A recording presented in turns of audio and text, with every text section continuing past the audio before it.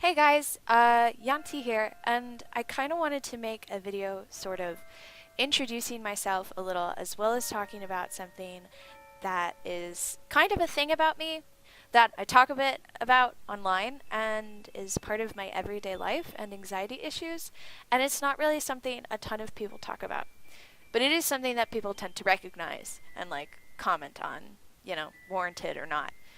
I don't know, it just kind of crossed my mind the other day, and since I feel more like I'll continue to post here on YouTube, I thought I'd give y'all a little info about me. So, I guess this is where I'm starting. So, I'll preface this by saying that I'm a dude who lives in the Sonoran Desert, Arizona Pride, and that's important because the dryness here makes this problem much worse for me and has become even more of an issue and kind of roller coaster to deal with. And yeah, I am a dude. I am really more non-binary, so I would prefer if y'all use like they, them, or he, him pronouns, but I won't go killing anyone over it. I know people just don't see or realize things, and it's not exactly like I'll probably be doing a ton of voiceovers or, anything else other than speed paints and whatnot. So it's okay for now. So to start, I cope with a form of OCD called dermatillomania. Now, lots of people have it or have had it at some point in their lives if they've ever had depression or anxiety, whether genetic or environmentally caused. It's basically the obsessive tendency to pick at the skin, usually the lips or face or hands and nails. And it's the sibling kind of trichotillomania, which is the obsessive tendency to pull out hair, which more people know. Um, so when I was a kid, I actually didn't stop sucking my thumb until like fourth grade. And my parents initially thought it was just bad habit until they broke it, and I switched to ripping up my nails. And it started out small as just me biting off the tips of my nails so they never grew past the nail bed.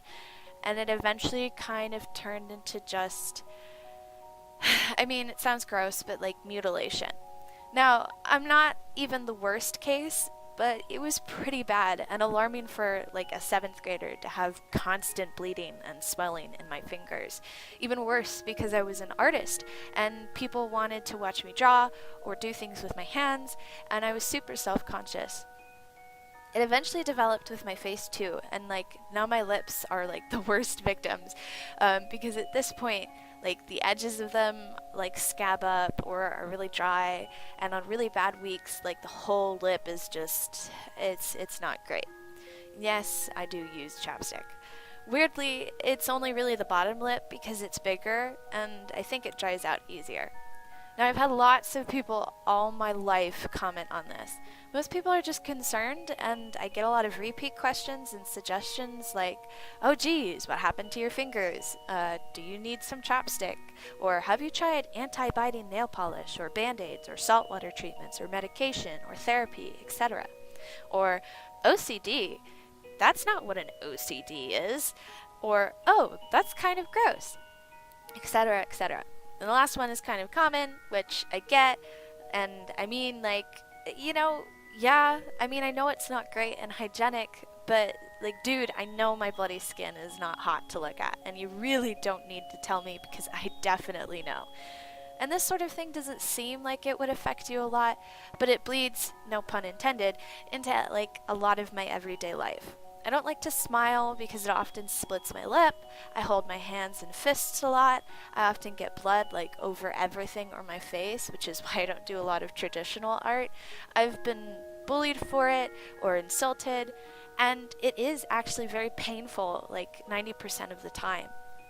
Things get infected, they burn, and if I like rip up a nail too far, it burns and is hot and is swollen for like 3 days, and I can't use that finger.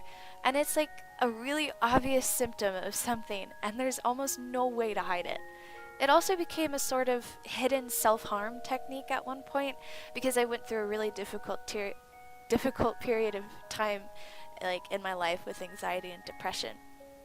Regardless, it's a very real mental illness that people suffer from, and it's something people don't often want to acknowledge or respect because to them, derma and trick are kind of gross illnesses and kind of hard to frame in a pretty or pitiful way. And, they'll romanticize bruised and bloody lips and shaved heads. But I've met plenty of those same people who think that me talking about my issues is gross or upsetting. And, like, that's kind of ridiculous. But many people cope with it through medication or therapy. But for me and many others, it's a battle of will and self-discipline. I don't think there will ever truly be a time in my life where I don't have derma because of how deeply attached it is to my anxiety, and that is genetic. And I guess I want to say that if you're someone like me, or think you are, that it's okay. I mean, obviously it's not like a great thing, but you're not like gross and weird. It's just an illness, and usually one that can be managed if done properly. So what do you do if you see someone with ripped up nails or lips or whatnot? Keep it to yourself. These people usually know what's up with their face or skin, and they really don't need someone commenting on it. It's embarrassing and rude, at least to me, to have people assume a bunch of random things about me, and even if they're trying to be nice, it just feels invasive because I feel like I have to explain myself. So anyways, I suppose that's all for now, and hello to all of my super cool new subscribers. That feels weird to say, but I'm so pleased and flattered by all the sweet comments and follows I've gotten since I've put effort into posting. So thank you all for 400 subscribers, and I'll see y'all in the next video. Let me know if you guys would like more voiceover stuff or would prefer just music. Either way is fine. I'm just curious. So have a wonderful day and stay sweet.